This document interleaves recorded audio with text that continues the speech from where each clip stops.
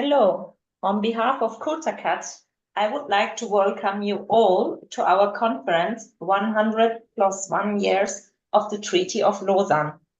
I would especially like to thank the publishers of the book, The Kurds and the Republic, who have contributed significantly to the organization of today's event. With your support, we were able to bring together today's experts to talk about a historic momentum that affects not only our today, but also our tomorrow. So it's about the past, the present, and the future in the context of the Treaty of Lausanne. There is a lot to talk about. I would therefore like to hand over the floor to the experts. But not only the speakers are experts. With Gülay Kilicarslan from Carleton University in Canada, we also have an excellent moderator for this conference. So the floor is yours, Gülay, and thank you for moderating this panel. Spas Dersim, thank you so much, and Dembash everyone, and welcome to you all. My name is Gülay Kılıçarslan, and I am an assistant professor of migration and social justice in the Department of Law and Legal Studies at Carleton University, as just Dersim mentioned. I am one of the editors of the book Kurds and Republic, Kürtler ve Cumhuriyet in Turkish, which was published by the Dipnot Publications last year on the 100th anniversary of the Turkish Republic, marking the centennial anniversary of the Treaty of Lausanne. Kurds and the Republic is an anthological collection of 100 articles contributed by 104 Kurdish scholars. And we are honored to have 4 of these scholars among us for this special session today. Thank you so much for accepting to be on this panel. Our book covers diverse topics related to Kurds and their political subjectivities under the rule of the Turkish Republic, and it stands as a decolonial, significant decolonial intervention in the landscape of knowledge production on Kurds who have been subjected to colonial violence and colonial erasure of the Turkish state since the early 20th century. For those who are interested in our book and want to find out more about it, I want to put the link in the chat box.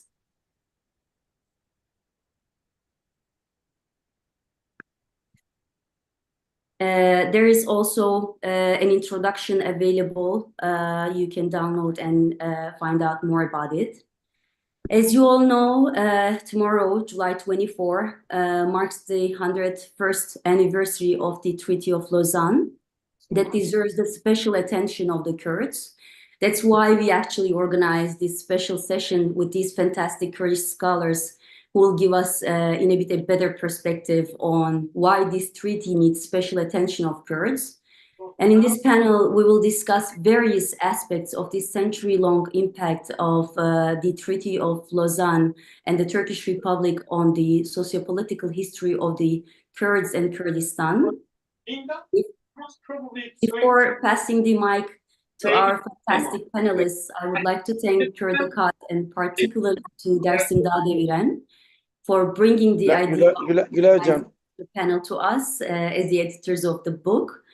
My special thanks to Çağrı Kurt, who is the member of our editorial group and the main person behind this panel. Thank you, Çağrı, for putting this panel together and bringing us together.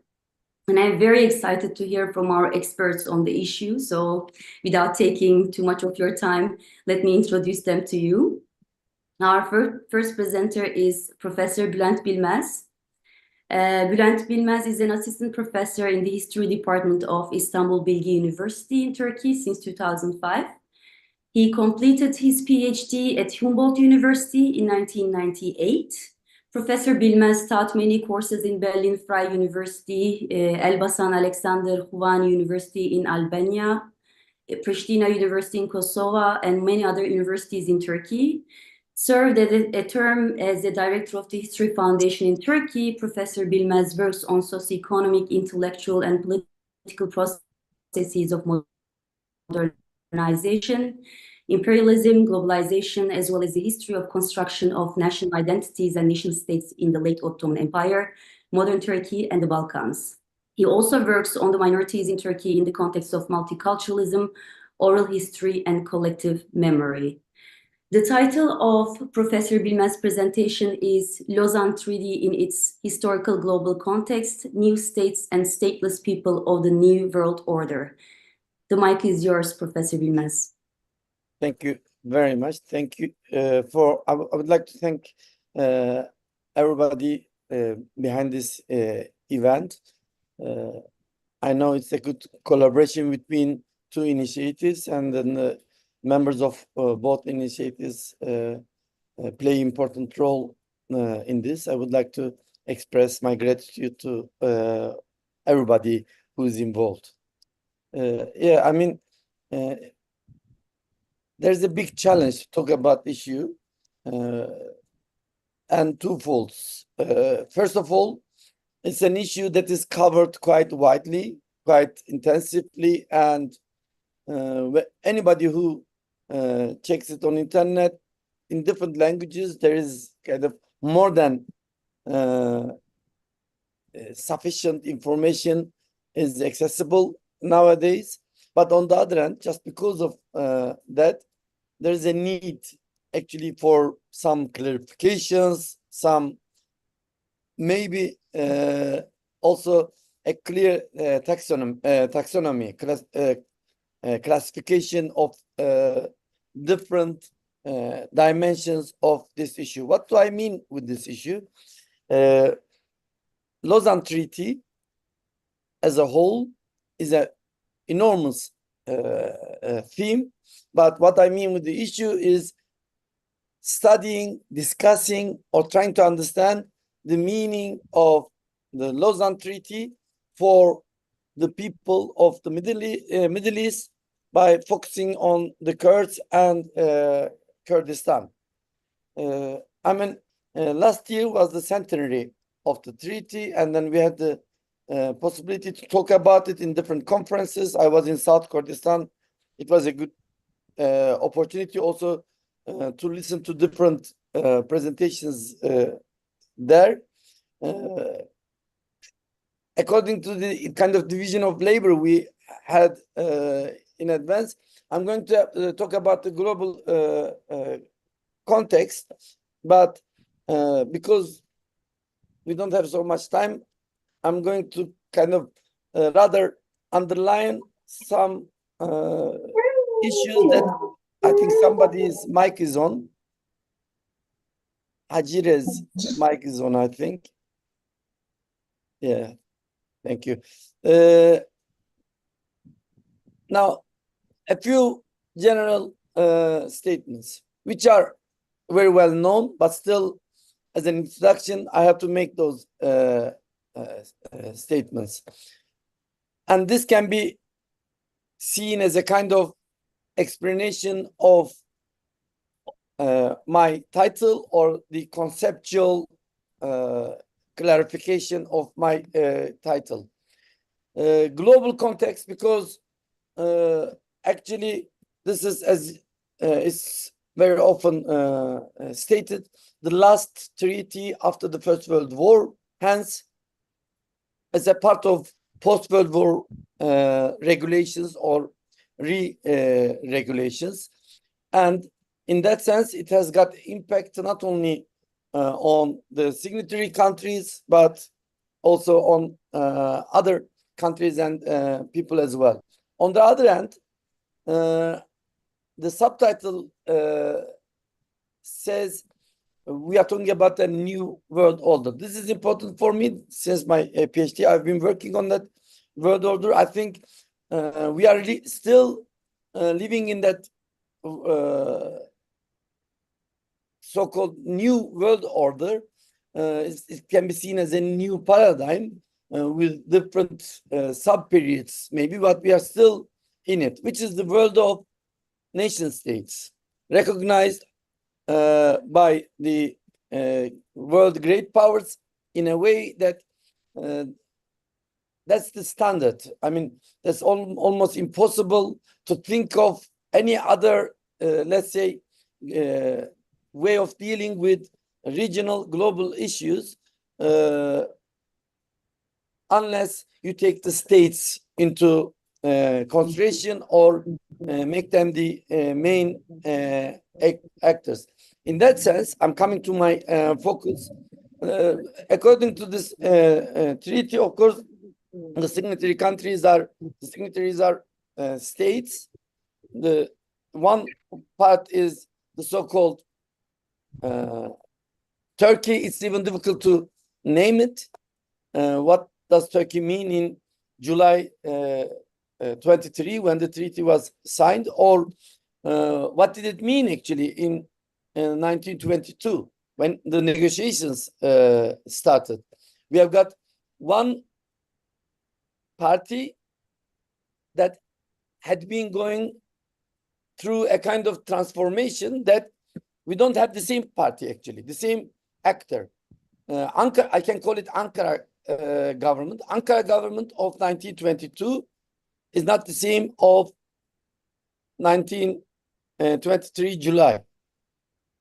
Of course, the term Turkey is also problematic because Turkey nowadays is understood, or as the state declared, Turkey is nowadays understood as the state of Turkish Republic, which was founded in 9th of October. That means just a few months after the treaty. In that sense, one party, Turkey, still okay, continues to survive, but actually in that period, it was not there from the beginning on. The other party is the main, let's say, focus of my talk today, the great powers, hence the global context. I mean, apart from Serbian Croatian Kingdom, I mean, the country later called Yugoslavia and other victorious countries, we have got actually two main actors, France and Britain, maybe as an observer, but I think as important as these countries, when you talk about the post-treaty developments, the states, United States. And when we look at that, we see the let's say, the creators, the makers of the new world order. And I think without understanding this new world order, it's difficult to discuss the consequences of that treaty, the, let's say, impact of that treaty on different regions, or different countries in this region, in the Middle East. The new world order is a kind of huge issue, of course. The new world order, I think, is about the new world order of nation states, and of course, I think the new world order of decolonization.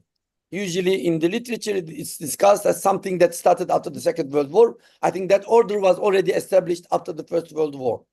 And it's not a coincidence that by Soviet Union, the same issue, self-determination, and the United States, the three determinant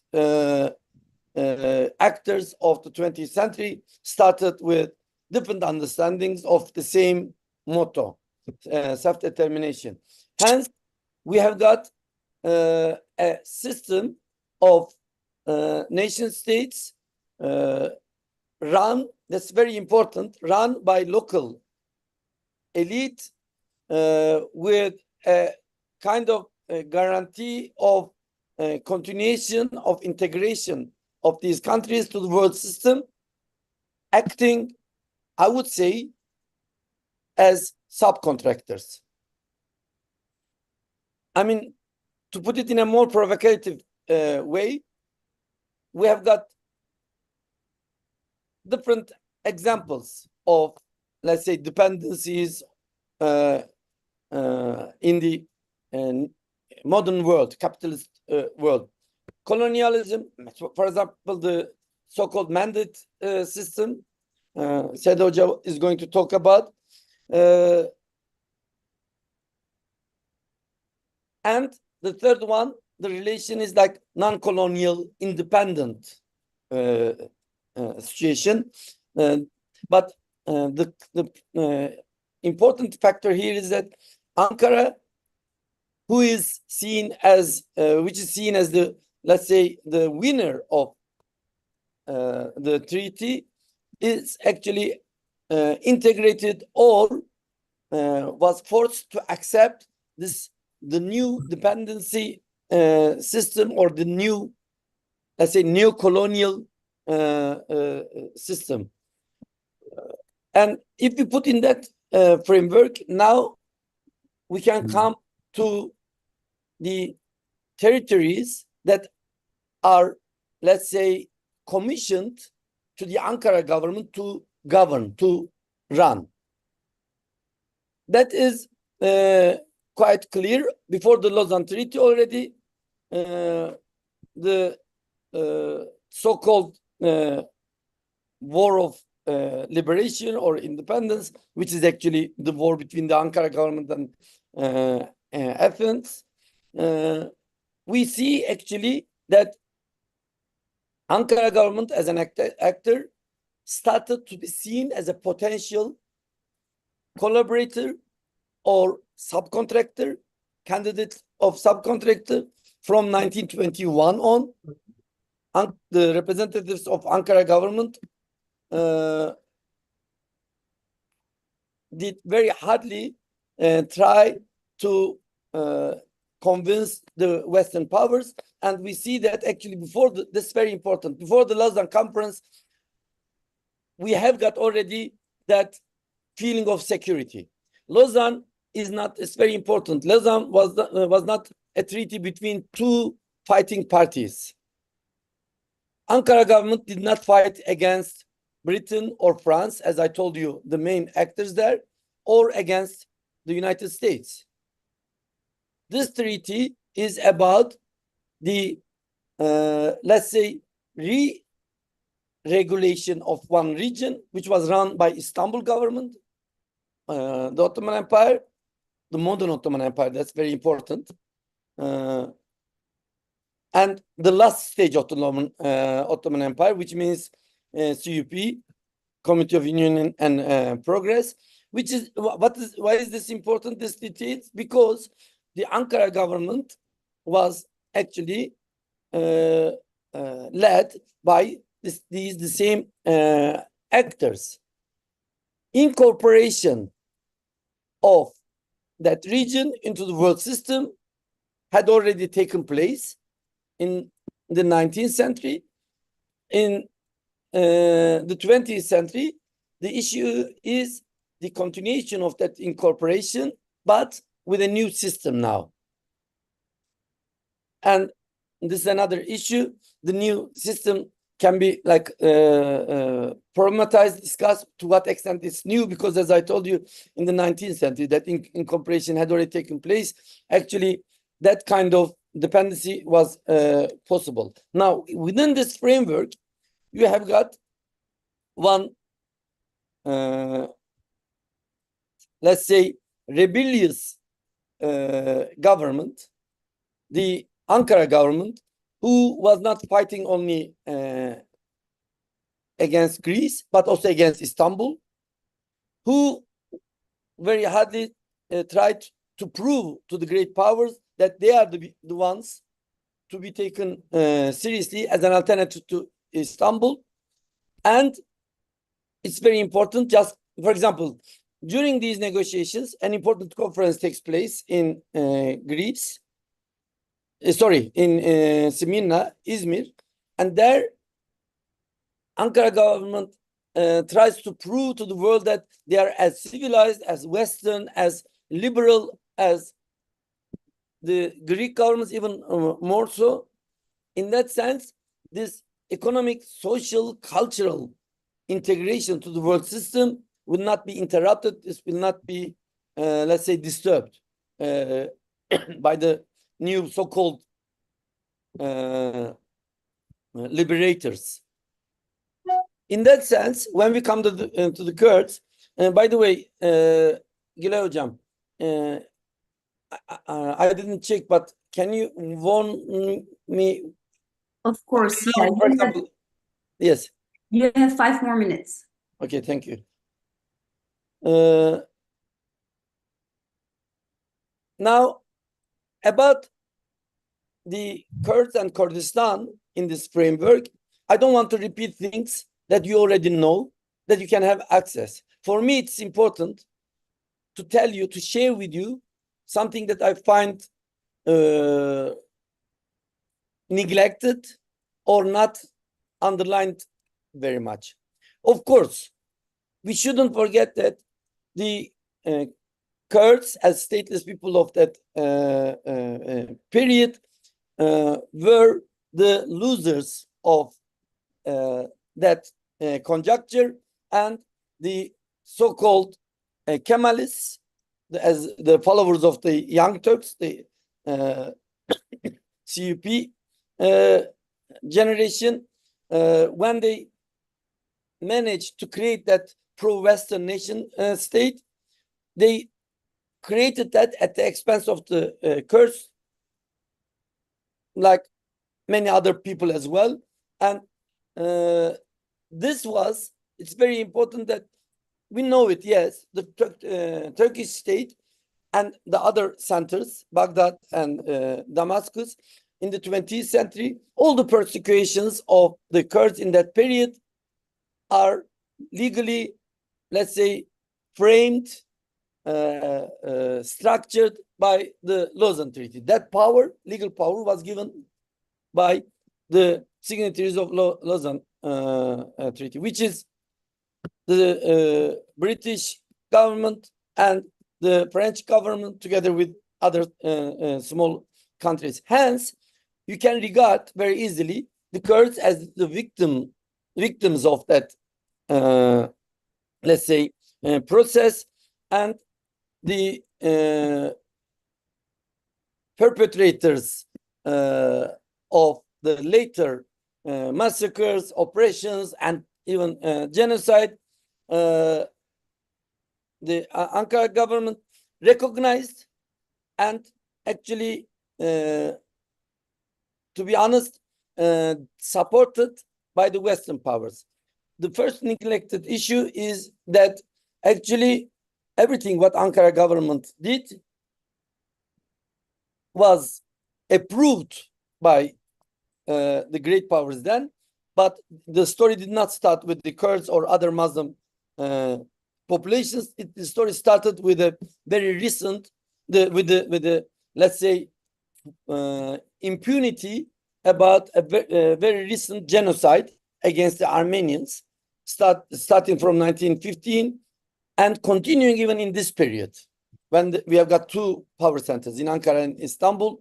Hence, Lausanne Treaty is, first of all, a kind of acceptance, legitimization of that crime against humanity by these powers. You may, I mean, I did come across to this in Europe or here, some European diplomats talking about the Ankara government, the Turks being the perpetrators and the Kurds being the victims. I would say Paris and London share a big responsibility in this from that day to today.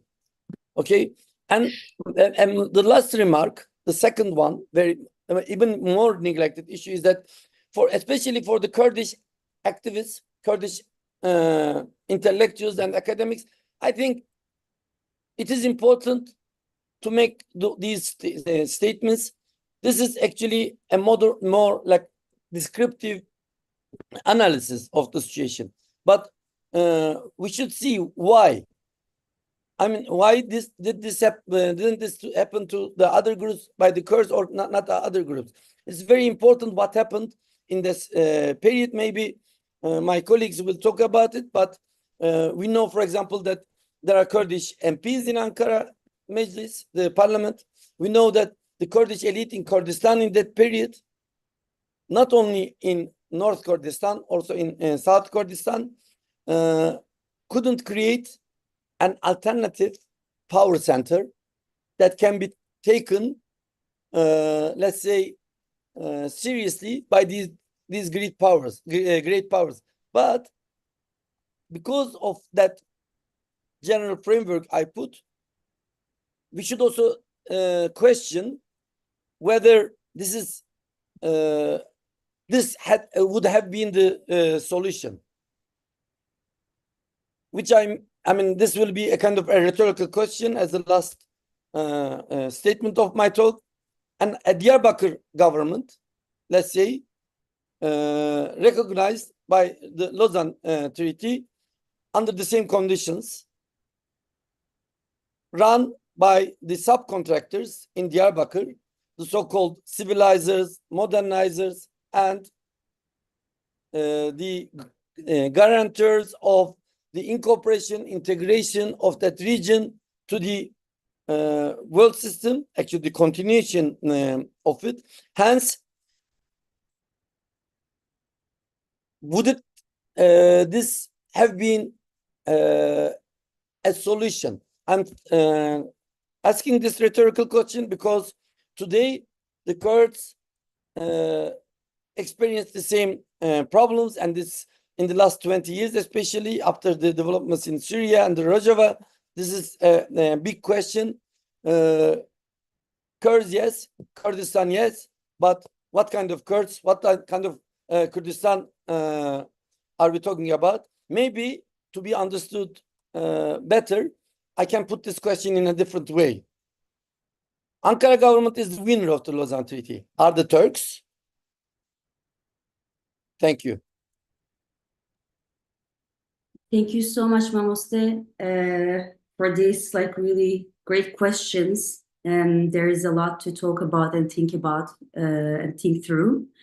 We have our second presenter. Initially, we said maybe Seda can go ahead, but in the context of Professor Bilmez's presentation, maybe if it is okay with Professor Arzu Yilmaz to go as a second presenter.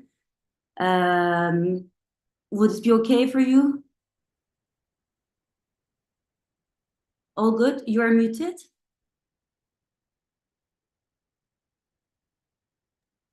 Arzu hocam, your mic is off. Can you hear me now? Yeah, you can. Sure. Yeah, all good. Thank you.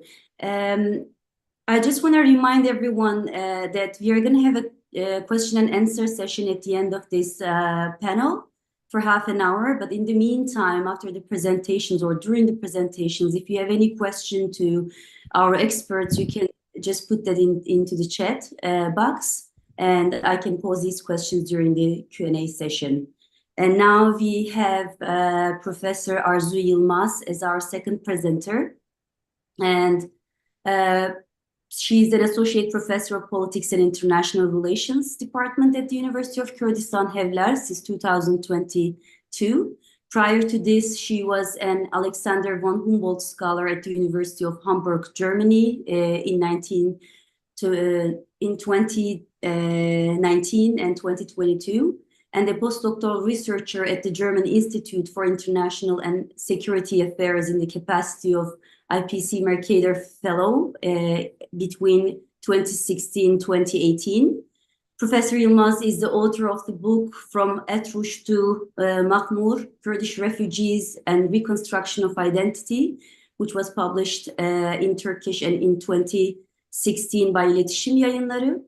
Her main research interests are foreign policy, Middle East politics, Kurdish conflict, migration, and gender studies. She has published extensively on the Kurdish conflict, Turkish foreign policy, the Syrian civil war, and Iraq in academic journals, as well as in newspapers and online publications. Her title of the presentation is Turkey-Kyrgyz Relations in the Light of Lausanne Treaty. The mic is yours, Mamoste. Thank you very much. Thank you very much, Gülay. And again, hi to everybody. And thanks for Kürt Akat for providing this opportunity to us. My presentation actually will be today basically a brief summary of my writing, the chapter I wrote for Kurds and Republic book, published last year on the centenary of Republic of Turkey. My basic argument, what I tried to do there was basically trying to examine the Turkish foreign policy after the Treaty of Lausanne by a particular focus on KRG-Turkey relations. After a brief summary of this chapter, today I will also try to shed light on the unaccomplished part of Lausanne Treaty, which is Misak-ı Milli or National Pact. In my understanding, Lausanne, Treaty of Lausanne, not only refers to the recognition, international recognition of the establishment of the Republic of Turkey, but it also sealed the Turkish identity of the state and nation. So given my analysis of Turkish foreign policy after Treaty of Lausanne, I argued that the primary mission of Turkish foreign policy has always been protecting the Turkish identity of the state and nation. Given this, I also argued that what shaped Turkey's foreign policy with its neighboring countries in particular have not been her external threat perceptions or interest calculations, but Turkey's internal threat perceptions given the Kurdish, Greek, and Armenian population in Turkey, yet these three ethnic groups have been identified as the other of Turkish character of republic. In this framework, I referred, for instance, which I would like to repeat again here for the audience, a conversation took place between British Ambassador to Turkey, Ronald Lindsay, and Minister of Turkish Foreign Affairs, Tevfik Rüştü Aras. As Lindsay noted, in 1920s, when the British and Turkish diplomats were negotiating the future of Musul Vilayet, Vilayet-i Musul, Aras, Lindsay notes that Aras was panicked because of the rise of Kurdish nationalism, and thus Turkey was ready to pay whatever the cost was. Aras, and he adds that Aras said to Lindsay that Turkish concern was neither land nor oil, but the threat generating from Kurdish population in Turkey. So in this context, I claimed that the biggest challenge of Turkish foreign policy has been managing the tension between the variable nature of her interest calculations that shaped foreign policy in principle and the unchangeable character of Turkish identity of the state and nation. By the 1990s, when Turkey faced with such tensions, then I argued that Turkish establishment eventually found the solution in expanding the boundaries of Turkish identity, extending from China towards Balkans. So today, as I have committed, I will try to shed some light on the unaccomplished part of Lausanne Treaty, which is Misak-ı Milli or National Pact, as known as National Pact as well. So to this end, first of all, I would like to refer to Jordi Tegel's last book, Rethinking State and Border Formation in the Middle East. I strongly suggest whoever interested in Turkey's policy towards its neighboring countries, its southern neighboring countries, this book really provides quite valuable new information about the issue. And in this book, Tegel argues that more than 20 years after the signing of the post-war settlements, the newly established system made up of nation states was still fragile in the Middle East, and irredentism was a very real threat. And then he examines the Turkish unsatisfied aspirations with regard to its southern borders. We learn from Tegel's book that, for instance, in 1941, during the negotiations with the British on Turkey-Syria border, the then Turkish Minister of Foreign Affairs, Şükrü Saraçoğlu, intimated that there was some injustice in the settlement of the territorial issues after the First World War, which Turkey had always desired to repair at an appropriate time. In response to Turkish position, however, British experts in 1940s in Iraq suggested avoiding any commitment vis-a-vis Turkey on northern Syria to give them, as giving them Aleppo would undoubtedly also lead to a demand for Mosul. Long and short, what I would like to argue today is that rectification of Turkey's southern borders is a continuous pattern which is a continuous pattern before and after the Treaty of Lausanne till today.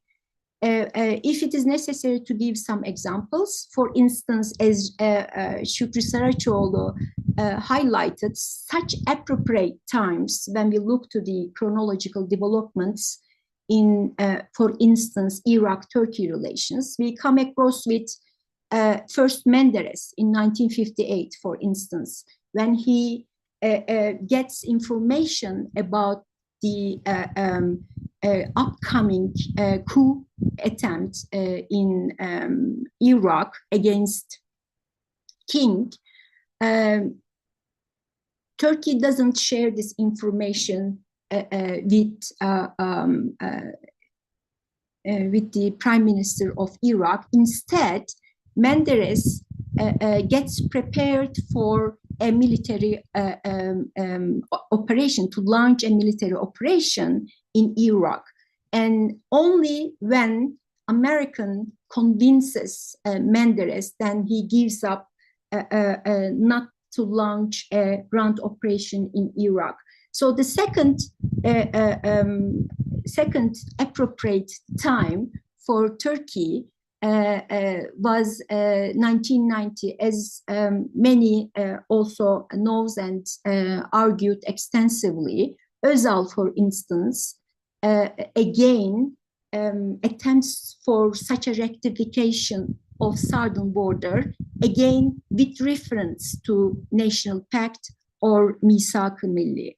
As of today, or let's say since 2011 or since 2014 in particular, it is obvious that Turkey is again trying to make a rectification of its southern borders due to Misak-ı Milli. So long and short, I would like to highlight Misak-ı Milli, or I would like to suggest to keep Misak-ı Milli also into put it into consideration, Misak-ı Milli also into consideration when we talk about Treaty of Lausanne and its repercussions to Turkey's foreign policy, particularly when we focus on Turkey's relations with its southern neighbors, namely Syria and Iraq, since again, as we have as I tried to briefly highlight, chronologically throughout 100 years, we have witnessed whenever Turkey have seen the power vacuum moment, appropriate time for such a rectification, always try to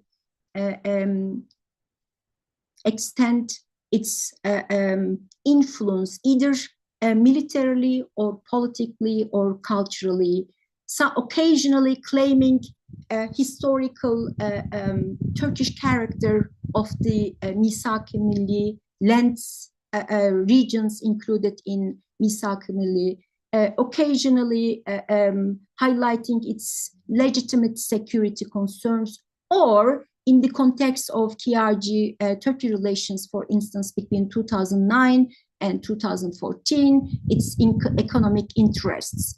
So I will stop here, and hopefully if I receive any questions on this issue, I will try to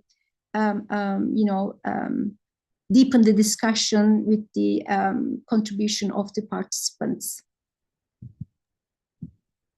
Thank you so much, Professor Yilmaz, for these great insights, especially about the role of Misak-ı Milli. And I would like to invite our third presenter, Seda Altug. Seda Altug, let me give brief biography of first. Professor Seda Altug is an assistant professor at the Atatürk Institute for Modern Turkish History at Bogazici University. Her research interests cover sectarianism, violence, land conflict, border making and memory in modern Syria, late Ottoman Empire, and early Republican Turkey. She published various articles on the politics of difference, minority question, memory, and the refugee issue in Syria under the French mandate, as well as the Armenian question and the land issue in the late Ottoman Empire and modern Turkey. Her co-authored edited volume on violence and materiality called Reverberations, Violence Across Time and Space was published by UPenn Press in 2021. She's currently completing her book manuscript on sectarianism and property in Syria. Her opinion pieces on the current affairs in Syria and the wider Middle East appeared in several international venues. And the title of her presentation is Turkey, Syria under the French mandate, and the Kurds. The mic is yours, Professor Altug. Thank you very much, Gülay, and thank you very much, Kurtakat, for organizing this meeting. My presentation, as Gülay Hacı has just said, it's going to be about Syria, Syrian Kurds, border, and the Lausanne moment. Actually, hearing the previous speakers, I decided to less talk about the border, perhaps because the Arzu Yilmaz before me, she very brilliantly talk about how the Turkish-Syrian, Turkey's relations with its southern borders and what it means for the Turkish state. But I would like to perhaps talk about what the Lausanne Treaty signed between the great powers and Turkey means for Syria and Syria, which was then under the French mandate, and what it means for the Kurds who were at the time of the signing of the treaty living in Syria, and what the afterlife of the Lausanne Treaty means and what it brings, what it takes to the lives of Kurds who migrated to Syria. First of all, even a brief search in the internet would actually show us that the Lausanne question and the Lausanne Treaty and the Kurds is a more significant debate, mainly for Turkey and Kurds living in Turkey, rather than Syria, Syrian Arabs, Kurds, or other religious minorities living in other parts of the Middle East. That's why I think for Syria and for the Syrian Kurds who had been living in what is after World War I labeled or delimited as Syria under the French mandate, it is quite an indirect question, the Lausanne Treaty for any Syrian. be it an Arab or a Kurd or a Christian. I mean, the Lausanne Treaty is just a minor question. I think it's mainly for Syrian Kurds that Lausanne Treaty means a lot and brought huge changes to their lives, but in different ways, not like in the ways in which it affected the Kurds living in Republican Turkey, which was legally founded or legally acknowledged by the League of Nations in 1923. So the question of Lausanne for Kurds, for current Kurds, current Kurdish residents of Syria of 1923, and afterwards, it is rather an indirect question, and it is mainly mediated by two issues. One is the Turkish-Syrian border. Why the Turkish-Syrian border is significant for Kurds, for Kurdish residents of Syria under the French mandate in 1923 and afterwards, because as Arzu Hoca has just mentioned by reference to George Tejel's book, the border regime, both the delimitation of the border, but also the border regime itself, how it is sustained, how it's protected, how it is, how the Turkish-Syrian border or the Turkish-Iraqi border is protected against whom, by which means, who can cross the border, who is not eligible to cross the border. All these questions, which I mean, the audience can also can look into the Turkish archives as well, to the Hudut Komisyonu raporları, the reports of the Border Commission, which met, I think, almost once every 15 days in one of the border towns. It actually says a lot about the Turkish-Syrian as well as the Turkish-Iraqi border, which, as I wrote in the piece for the Kürtler ve Cumhuriyet, Kurds and the Turkish Republic book, is that the border, Turkish-Syrian border, is very much implied in the Armenian and Kurdish questions. The Armenian question the weight of the Armenian question gets less over the years, whereas the weight of the Kurdish question becomes more and more important thanks to the appearance of Kurds as important political actors, as the development of Kurdish political activism in the coming years. So border is one medium through which the effects of the Lausanne Treaty between Turkey and League of and the France and Britain is implied in the lives of Kurds living in Syria. And when we say Kurds living in Syria, I do not only mean the border region, but I also mean that there are Kurds living in Damascus from the days of the Salahuddin, the Crusader, and not the Crusader, of course, the famous, the one who fought against the Crusaders. There are Syrian Kurds who were living in Jarablus, the famous Shahin brothers.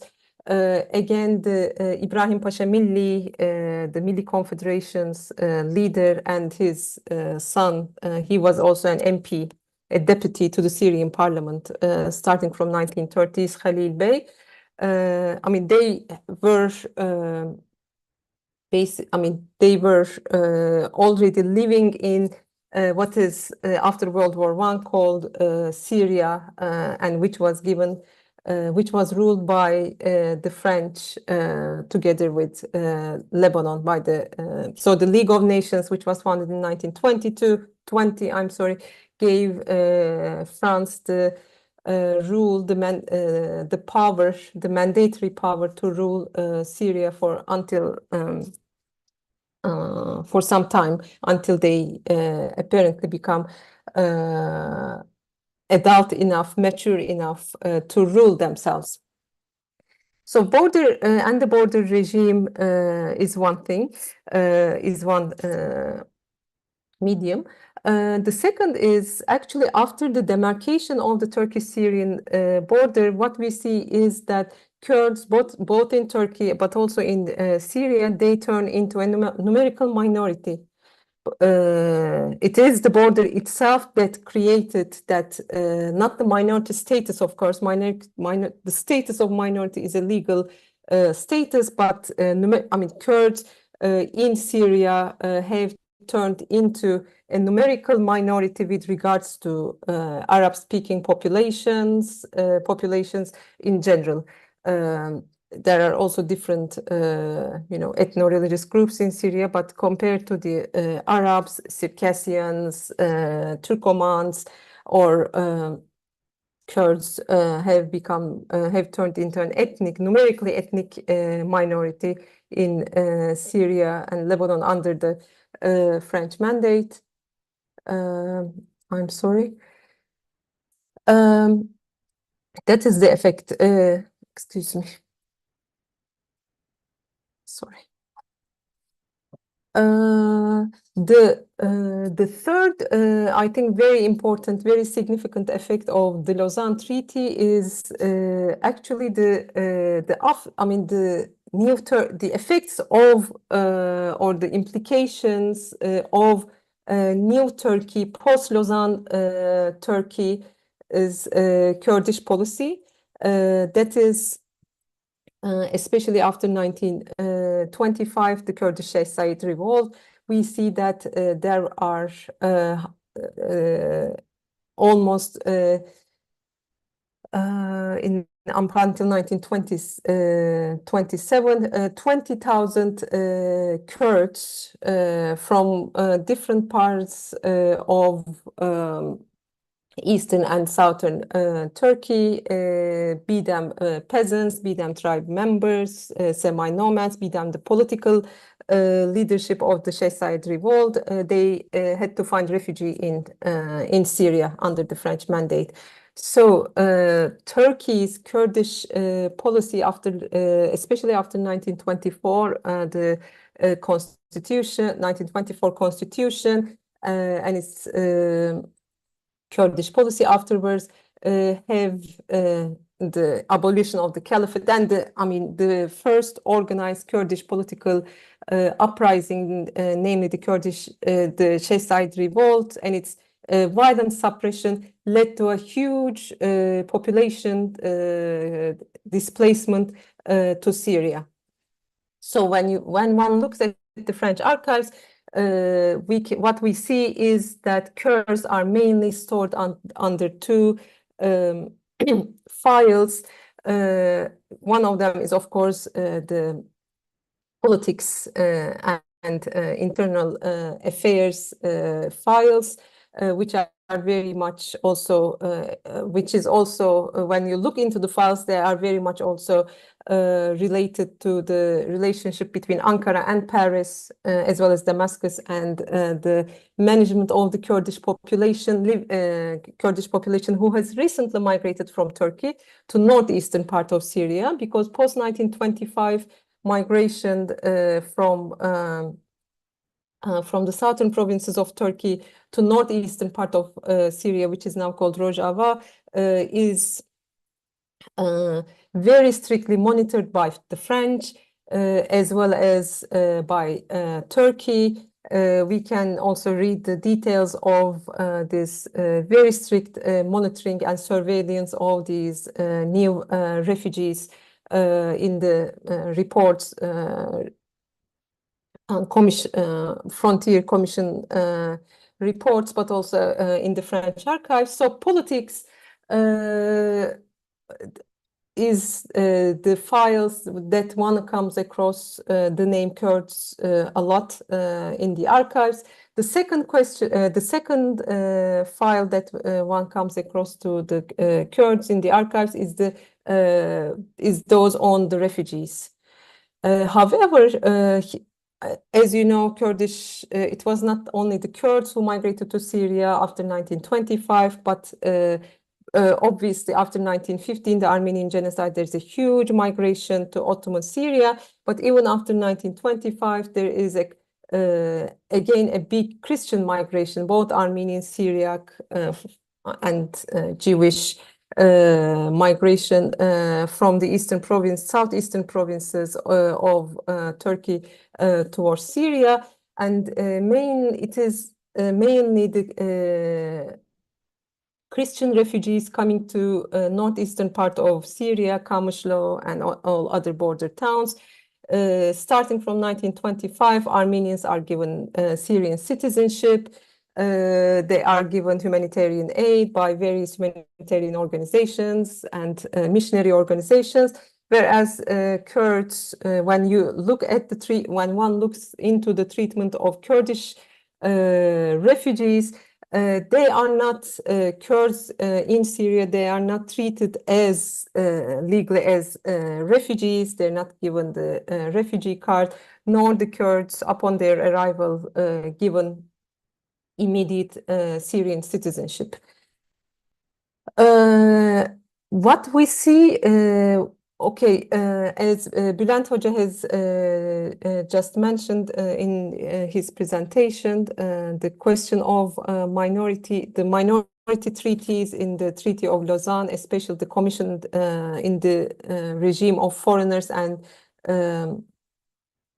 missionaries, and the minority clauses of the Treaty of Lausanne is one of the most much debated ones, especially regarding who is going to be treated as a minority, who is not going to be treated as a minority. And apparently in Turkey, Kurds are not treated as minority, as the main delegate İsmet İnönü argued that it is there were discussions basically between what a minority is, who is considered as a minority, whether there are Muslim minorities or minorities are only non-Muslim religious groups.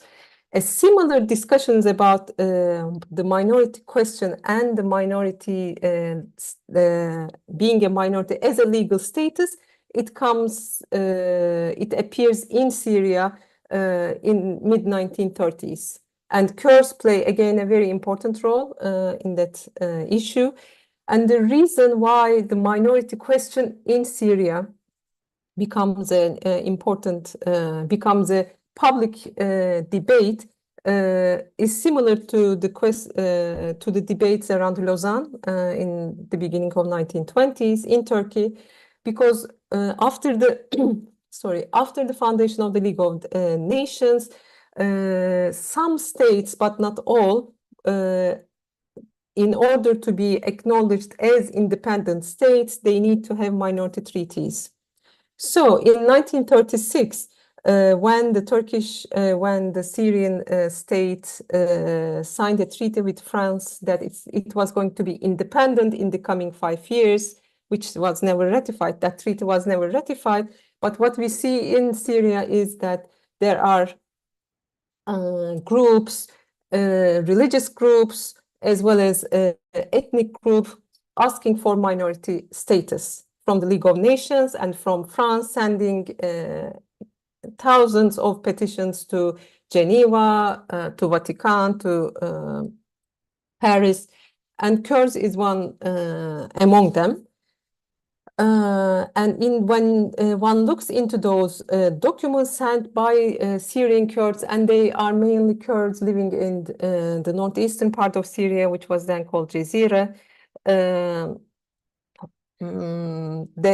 Not of course all the Kurds who were living in Jazira, not all the Kurds who migrated from Turkey asked for a legal minority status in Syria, in Syria, which was expected to be independent. There were some Kurds which asked, which basically, like their counterparts in Turkey, which argued that they shared the same religion with Arabs, so they did not ask for any minority status. They thought that minority status itself is a divisive category. They thought that being a minority, they were treated as equal. They would be treated as equals in future Syria.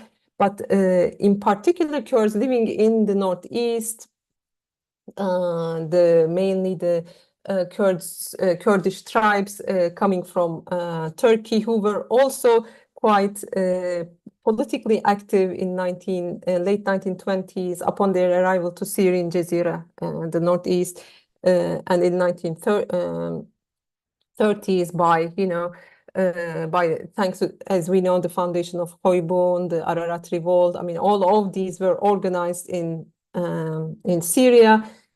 Mainly by the newcomer Kurds from Turkey, in addition to the Afrin, the Kurda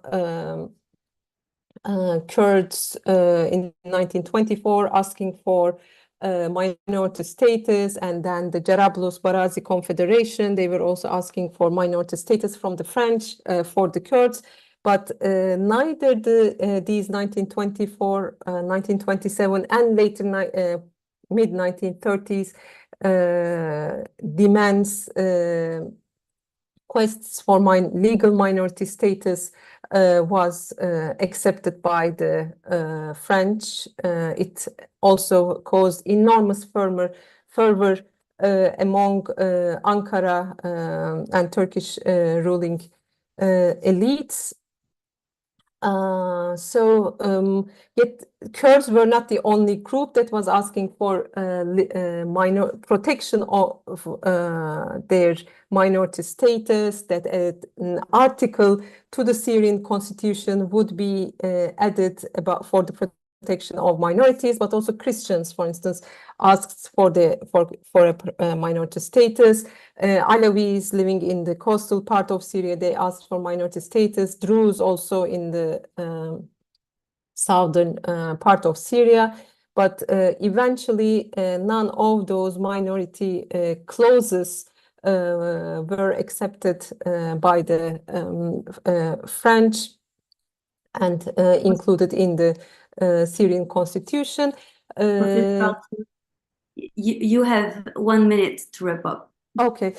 Sorry to interrupt. So, no, I mean, I was about to wrap up. I was about to conclude. This is basically what I would like to say. The effects of the Lausanne Treaty in Turkey. It is mediated through the Turkish-Syrian border, through Turkey's recognition of the Turkey's recognition of Syria under the French mandate. Therefore, the border, which numerically minoritized the Kurds, which was also reflected in the harsh border regime imposed by Turkey against Kurds and Armenians mainly, and later on in 1930s, during the negotiations between Syrians and French for an independent Syria and for the inclusion of a minority status in the constitution. Thank you. Thank you so much, Professor Altug, for your great insights. I would like to pass the mic to Professor Mesut Yegen as our next and final presenter. Before passing the mic, let me give a brief bio of him. He received his Bachelor of Science and Master of Science degrees in Sociology from Middle East Technical University and PhD in Sociology from Essex University. Professor Yegen taught at the Department of Sociology of Anatolia University and the Department of Sociology of Middle East Technical University. He was a full-time professor at Istanbul Şehir University from 2010 until the university was shut down by a presidential decree in 2020. He is now working in an Istanbul-based think tank, the Reform Institute. He is extensively published scholar, and his research and publications have focused on Turkish nationalism, Kurdish question, and citizenship in Turkey. His title of presentation is Kurds, Turkish Republic, and the Lausanne Treaty. The mic is yours, Professor. Thank you, Gülay. Thank you for the invitation. Thank you for making this event possible. Right, as the title suggests, I'll talk about what the Kurds have basically experienced in Turkey since and thanks to Lausanne. I'll try to be as brief as possible, but let me start from this kind of a perspective. I think the Lausanne Treaty generated two main outcomes for the Kurds of today's Turkey. First of all, it's ruined the likelihood of having a Kurdish entity run by Kurds themselves on the places populated by Ottoman Kurds. You know, though, I mean, it was not very strong, it was kind of weak. The option of having a Kurdish entity run by Kurds themselves was spelled out in the Treaty of Sevres, and the idea was also pursued by a group of notables and intellectuals based mainly in Istanbul after the First World War or during the First World War. Okay. The second outcome was that the treaty left the Kurds of Turkey, or left the Kurds of today's Turkey, to the mercy of the process of building a nation, a Turkish nation, basically, out of the Ottoman Muslims of Anatolia and Europe. And this, of course, created a kind of asymmetry between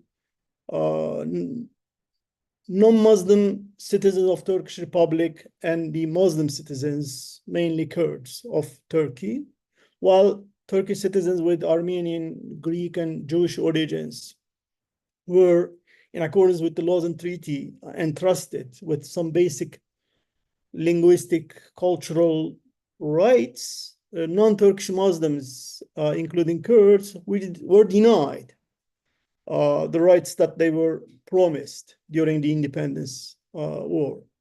That's to say, the treaty, the Lausanne Treaty, not only canceled the option of having a Kurdish identity for Kurds themselves, but it kind of entrusted the Turkish state with an international, or let's say diplomatic immunity, so that it would treat its Kurdish citizens in accordance with its own kind of, let's say, needs. Okay, so these are the two main outcomes, I would say. And yet, when you look at the developments that took place afterwards, what you see is that Kurds opposed and challenged the second outcome mainly. I'm not saying that they did not challenge the first outcome, okay? I mean, we know that the Lausanne Treaty was severely criticized, even in the Turkish parliament of the time, by Kurdish and non-Kurdish deputies, and some Kurds of today's Syria sent petitions again to the parliament saying they would be willing to be a part of new Turkey, this and that. That's to say, the international side, the international facade was also challenged or criticized. I would say that basically the Kurds' energy was not that much extensive, so that they could sort of pursue,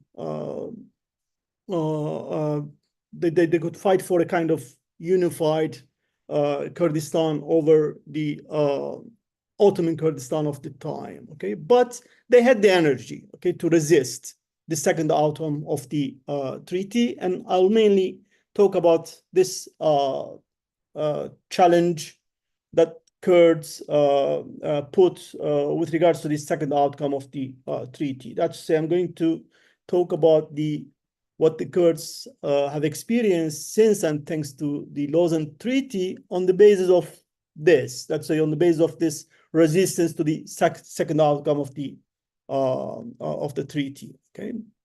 Now I'll talk about this resistance, or I'll talk about what the Kurds have experienced with the help of the terms and concepts provided by the literature on nation building mainly. And as you all would know, nation building and nation destroying are usually seen as the two sides of the same coin, meaning I'm going to be using the terms of both nation building and nation destroying.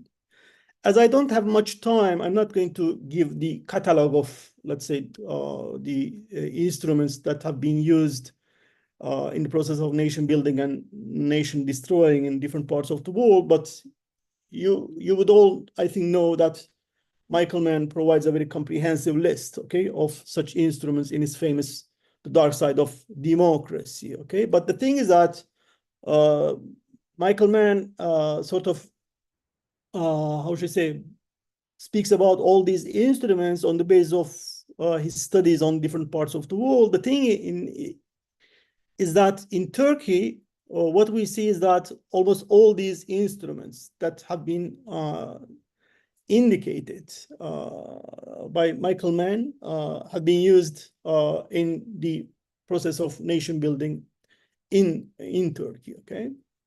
Okay, now let me try to focus on the issue.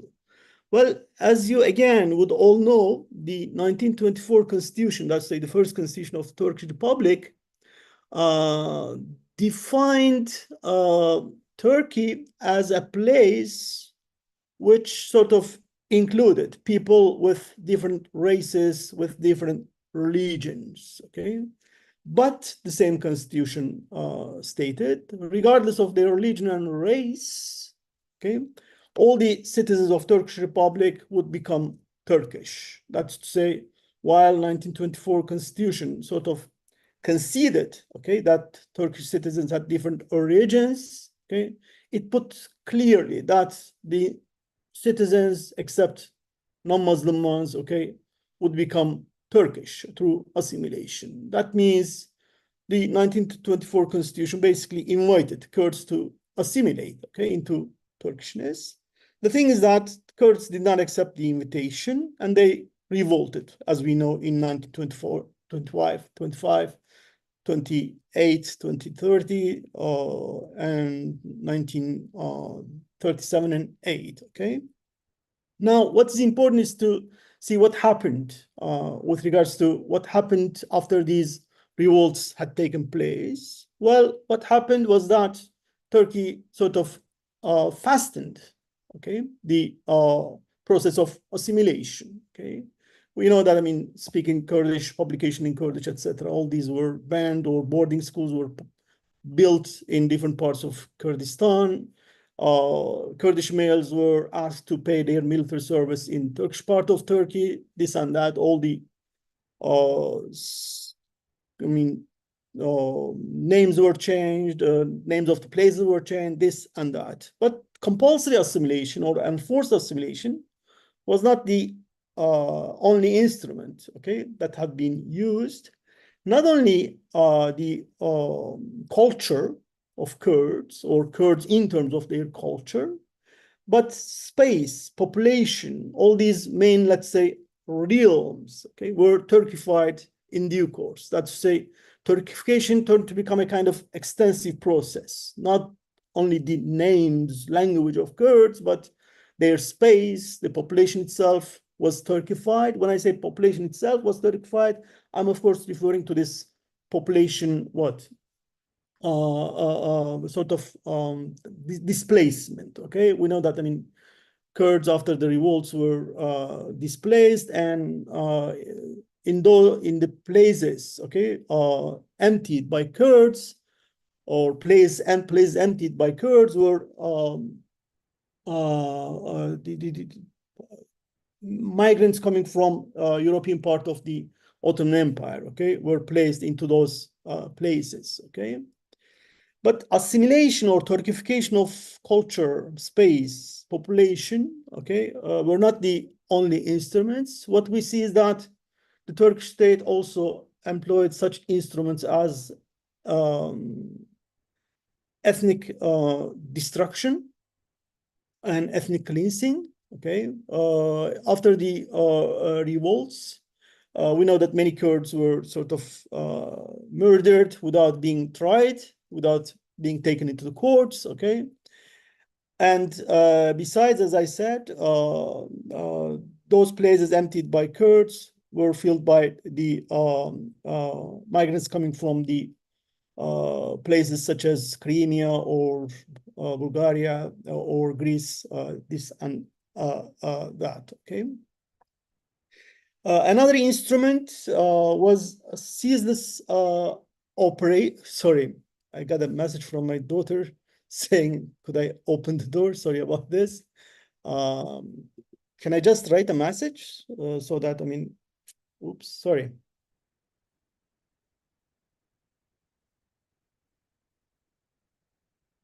Sorry about this, family issues. Okay, another instrument of nation building was ceaseless kind of repression, I would say. What I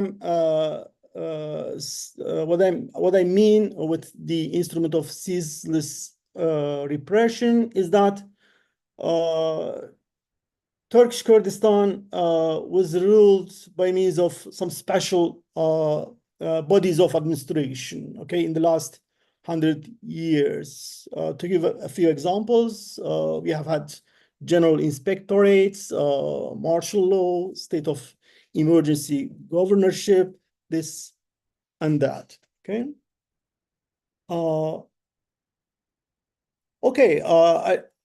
I think I shouldn't give too much details about this. I think this process went on like this until 1950s or so.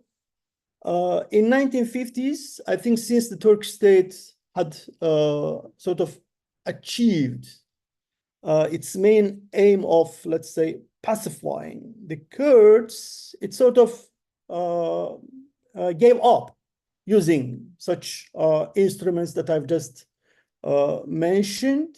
Instead, this time, assimilation through kind of economic measures, okay, was put into practice after 1950s mainly. That's to say, between 50s and 80s or late 70s, instruments such as ethnic destruction or ethnic cleansing were not put into practice that much. But as the Kurds began to support those socialist organizations fighting for independent Kurdistan, fighting for the rights of Kurds, whatever, as Kurds started to provide massive support to such organizations in late 70s, the Turkish state again returned back or resumed using the age-old instruments of ethnic destruction, ethnic cleansing, this and that. And this lasted, you may say, up until 1999, okay? As you all know, more than 1 million Kurds were displaced in 1990s, and again, many illegal killings took place during that time, and again, many illegal confiscation of properties, okay, took place in due course, okay? Okay, what I'm trying to say is this. Till 1999, the Lausanne Treaty enabled, let's say, the Turkish state or entrusted the Turkish state with a kind of diplomatic unity, as I said, okay? So that the Turkish state could engage with the Kurdish question or with the Kurds in accordance with its own kind of, let's say, needs, okay? This is what I'm basically trying to say. Things started to change in early 2000s, as you all know. From that time on, or you may even say that from early 1990s, the Turkish state started to employ the instrument of a kind of weak recognition too. As you all know, the ban on using Kurdish in publication was lifted, and some Kurdish literature departments, okay, were built in accordance with the reforms promised as a part of this EU candidacy process, okay? And I think up until 2015, while the assimilation went on, a politic of weak recognition, okay, was also there, or the Turkish state employed this instrument too, but things changed once more, as we again all know, together with 2015. Again, this time during and after this so-called trench wars or city wars, okay? We know Kurdish neighborhoods were kind of bulldozed. Many Kurds were forced to leave their hometowns, and a kind of, again, seasons of oppression, okay, started to take place, targeting mainly this time pro-Kurdish politicians or activists, okay? So this is the main story, I would say. But I think after 2015, although the Turkish state seemed to have resumed using the age-old instruments of assimilation and oppression, it did something new too. Okay, that's the Turkish state started to employ some novel instruments too, and I tried to sum up this new approach, or I tried to sum up the usage of these new instruments by means of a transition from ethnopolitics to geopolitics.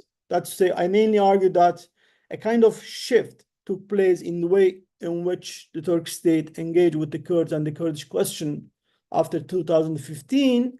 And this shift can be understood by means of a transition from ethnopolitics to geopolitics, meaning all the instruments of nation building that I just mentioned could be summed up under the umbrella term ethnopolitics, right?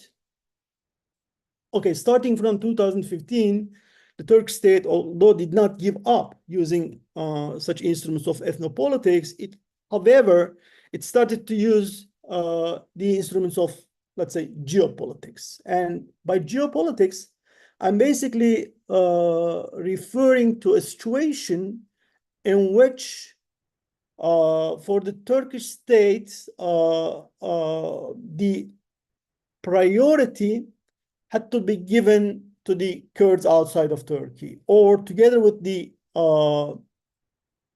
employment of, let's say, geopolitics, what the Turkish state did was sort of prioritize, okay, the containment of the Kurds outside of Turkey. I'm not saying that, I mean, Kurds in Turkey, okay, did not happen to be an issue anymore. This is not what I'm saying, but what I'm saying is that the priority started to be given to the issue of containing, controlling, repressing, whatever, the Kurds outside of Turkey. But geopolitics is not limited to this. It also involves the instrument of using military control over non-Turkish territories. It also includes the instrument of, I'm terribly sorry, the bell is ringing and my daughter is there. Oops. While Professor Yan is Sorry, I'm back. Okay. I had Great. to open the door. My daughter is on the door, sorry. I'm terribly sorry. Okay, so yeah, I was talking about the other aspects of geopolitics. Yeah, in addition to giving priority to the containment of Kurds outside of Turkey, the Turkish state, as I said, started to have a kind of military control over non-Turkish territories. And besides, it sort of extended its state apparatus, okay, to, again, non-Turkish territories in Syria and Iraq. As we all know, the Turkish state kind of started to play or kind of replaced, okay, the Iraqi and the Syrian states over their own territories, populated Kurds and in some cases Arabs. Anyway, what I'm saying that there is this kind of a shift, there is this kind of a change nowadays, and I think this brings me to a final conclusion about the relationship between all these things that I've just mentioned and the Lausanne Treaty. I think one can draw this kind of a conclusion. Okay, in the past 100 years, what we have seen was that Kurds of Turkey were kind of discontent, okay, with the second outcome of the Lausanne Treaty, namely the outcome that the Turkish state was given this kind of diplomatic immunity, okay, or the outcome that Kurds were left to the mercy of the process of nation building in Turkey, okay. Now, what we see is that now the Turkish state seems to be discontent with the first outcome of the Lausanne Treaty, namely the fact that Kurdistan was divided into three, okay, partitioned into three, and each state, we know, that was supposed to have a control over its own territory, okay. So while the Kurds in all these three lands, okay, seem to be discontent with the second outcome of the Lausanne Treaty, nowadays, all this geopolitics, I think, indicates that the Turkish state, okay, seems to be unhappy or discontent with the first facade of the Lausanne Treaty. And I think this is what's kind of new, okay, with regards to the Lausanne Treaty in its 100th or 101st year, okay? I think I may stop here. Thank you so much, Professor Yen. We have about 10 minutes for question and answer, and we lost many participants in the meantime, and I know it's like quite late where we are located.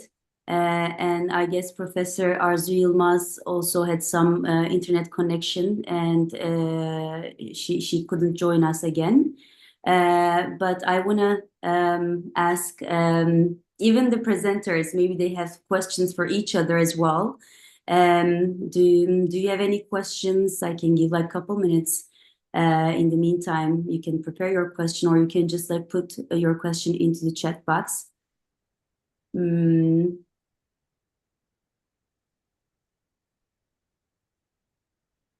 Any question? Yeah, we have, yeah, great. Please go ahead, Sayed Keskin. Hey, thank you very much for the presentations, and they were really fascinating. I would like to ask Professor Mesut about the immunity of Turkish state. Do you think that immunity still continues, first? And secondly, when we see that ethnopolitics and geopolitics of Turkish state, it's more than 100 years, it has continuously worked, and it got permission from the great powers. So why at today's political situation we see in the Middle East, Turkey is trying to do against national liberation of Kurds as much as Turkey wants, Turkey gets the opportunities, but there is no challenge against it. Of course, there is a challenge, but that challenge doesn't reach to a point that can guarantee the national and political rights of Kurdish people. So Turkey is trying to do whatever it wants in Bashur and in Rojava. Although America is there, Russia is there, but still nothing happens. Turkey does whatever it wants. So in this situation, do you think Turkish diplomatic political unity, like immunity, still continues? And what is the solution to break up that blockage of Lausanne against national self-determination of Kurdish people? Thank you. Well, thank you. Well, Yeah, please.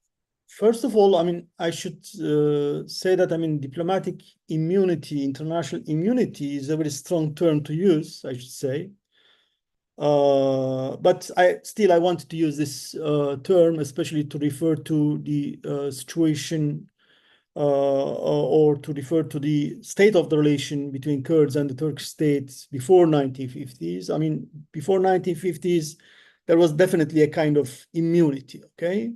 And after 1952, you know, since Turkey became NATO member, sort of this immunity was renewed, at least by the Western Bloc, okay? Although, I mean, the USSR, okay, did not, how should I say, challenge this immunity, but neither it sort of recognized the so-called immunity of the Turkish state.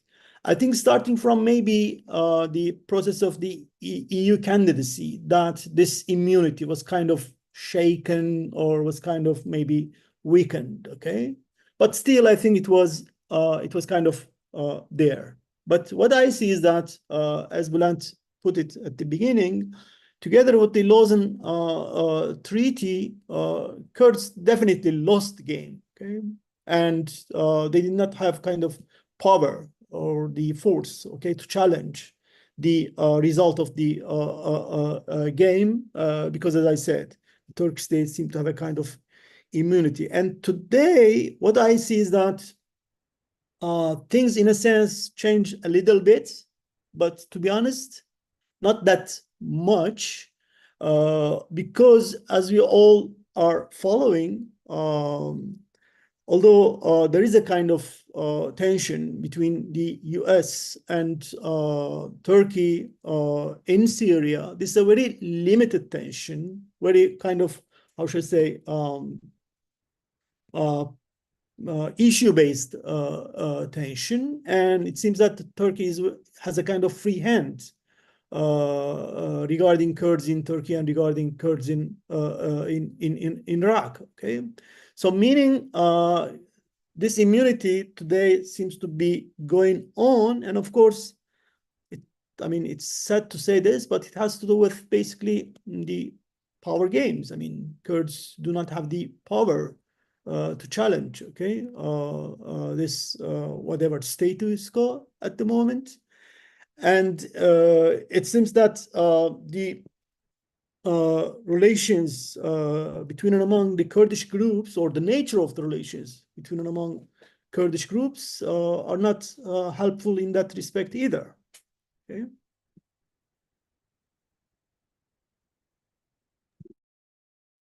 Any other question?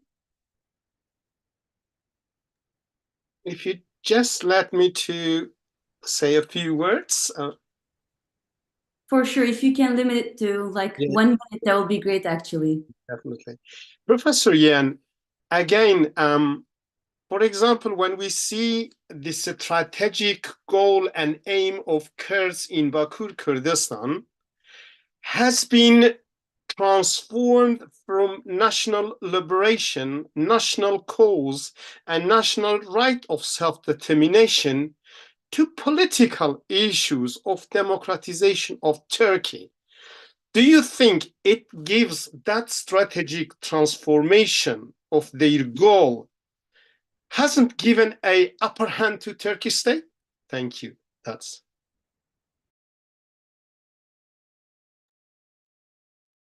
I will also say, like, if Seda Hoca and Bülent Hoca want to like contribute or respond to these questions, they can also. Thank you. Yeah, please do, because these are so basic questions that it's really hard to answer them. But I would say that I don't agree with you. I don't think that, I mean, this has given a kind of upper hand. I think shifting from the idea of, or the goal of having a unified, independent Kurdistan to ensuring a kind of democratization in Turkey, in Iraq, in Iran, in Syria, I think this makes sense, to be honest, okay? Because the other option is not working. It's obvious, okay? It hasn't been working for 100 years, and we even don't know whether the second option is going to work, okay? But to be honest, I mean, if you look at the power games, again, from a kind of, in the Middle East, from a regional perspective or holistic perspective, there is no ground for fighting for having a unified, independent Kurdistan. There was this chance, a very weak one, once in our history, and it was during and after the First World War. Okay, I mean, you know, a huge turmoil took place, a world war took place, and the very heart of the war was one of the centers of the world war was the Middle East, and Kurds were living there. Okay, despite this turmoil, Kurds did not have the likelihood of having an independent Kurdistan. And I should say that though the chance or the option was there, it was quite a weak one when you look at the documents of the United Kingdom and the other regional powers. What you see is that even the option at that time was quite weak. So what I'm saying is this: having a unified and independent Kurdistan for all Kurds, okay, this option relies on a turmoil even bigger than the one that we had in the First World War, okay? So as this is not on the horizon, I think it's logical to sort of work for democratization in Turkey, in Iraq, in Syria, and in Iran.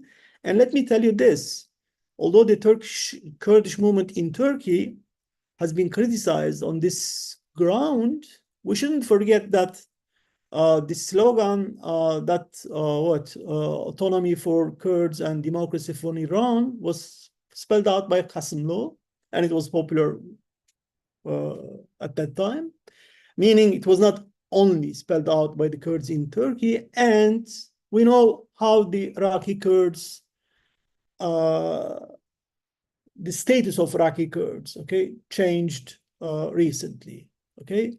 It changed thanks to a regional war, okay? Otherwise, it wouldn't have changed.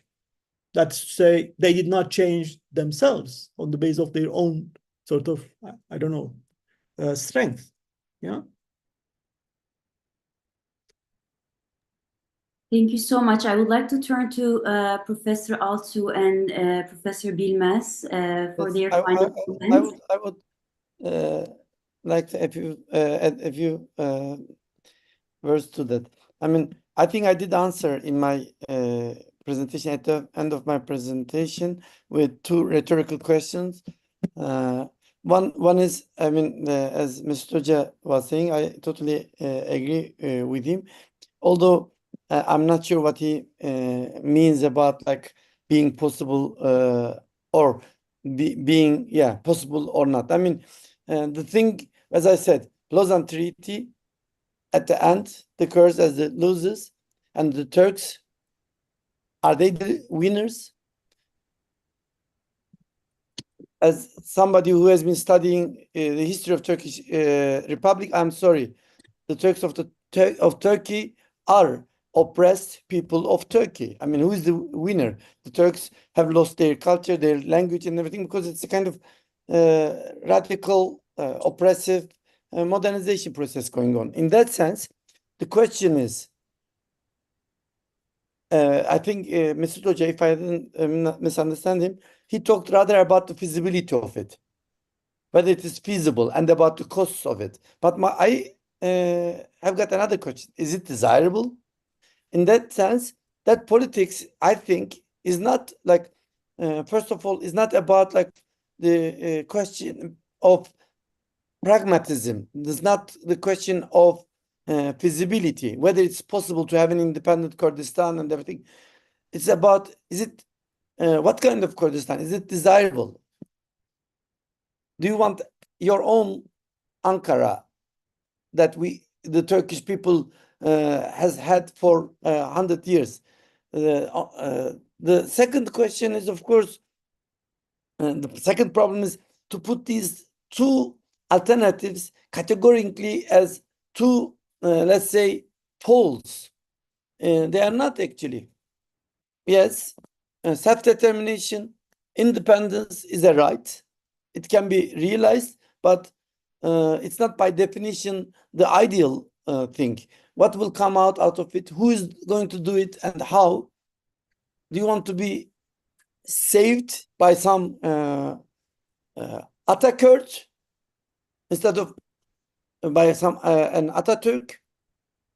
In that sense, I think these recent politics are very much related to it, and I believe the paradigm behind that politics you are talking about is exactly that. The freedom of people, the liberation of the people is not only about having a nation state, independent nation state, starting from gender to economic, cultural, other liberties, rights, and everything.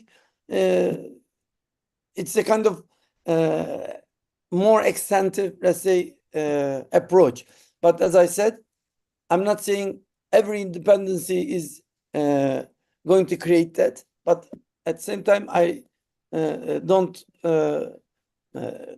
believe that every independency will bring liberation for the people. And we had in South Kurdistan actually that option, the referendum. Why not? I mean, we know the advantages and the disadvantages of all those things. And I don't think the politics you are talking about is about giving up totally the idea of independence. If the independence does include also these other dimensions, why not? Thank you. Thank you, Bülent Hoca, Professor Altug, for brief remarks. I know we are over time. No, I would like to direct attention to the change in the Turkish policy vis-à-vis the Kurds from ethnopolitics to geopolitics, especially after 2010, 2011. And to the question of Said Keskin, of course, I mean, when you look at Syria, Rojava, or even to inner parts of Syria, I mean, Turkey's hand has always been in Syria, but through an intermediary, through Damascus, through its agreements, international agreements with Damascus, through its intelligence service, through its border surveillance, through its intelligence services, etc. Turkey has always, I mean, starting from early 1920s up until, of course, today, I mean, post 2012 has been a totally different period, but I mean, its hand has always been very long on the other side of the border. So Turkey's interest in Syria is very much related to the Kurdish question in Turkey, of course, and there's an alliance between Damascus and Ankara. That's for sure. There's an anti-Kurdish alliance between them.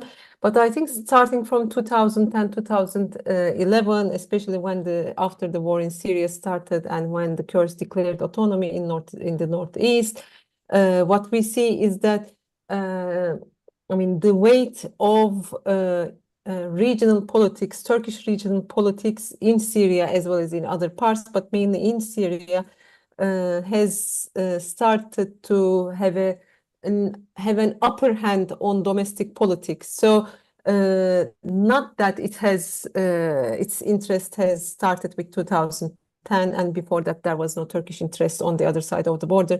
It's just the contrary, but I think the weight of geopolitics, the weight of regional politics, especially Syrian politics and the post-2016 occupation on certain parts of northwestern Syria, we see that they have a more weight on the national scale, on more than ethnopolitics. This geopolitical Turkish regional politics has a very significant weight in the Turkish domestic politics. I think it was the other way around before 2011. Thank you so much, Professor Altug. I wish we had more time. To be frank, this special session left me with lots of questions that I would love to discuss and think through further. But hopefully we'll have more sessions and we'll discuss this in detail further. And I'm pretty sure there will be more sessions on the Treaty of Lausanne among Kurds, and they would discuss this further. Thank you so much, everyone, and my special thanks to Dersim and Kurdikat for offering us this space to have this brilliant insights and discussion. Hopefully those who couldn't join us can watch this session on YouTube. It will be available there. And I'll leave the mic to Dersim if there is anything to add. If not, I would say have a great evening or have a great day. Thank you. Dersim?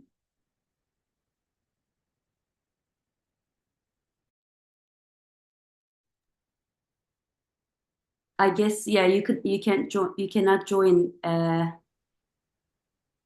I'm very sorry. I don't know what happened technically. So great, then thank you so much. We can finish the session. Have a great one. Bye.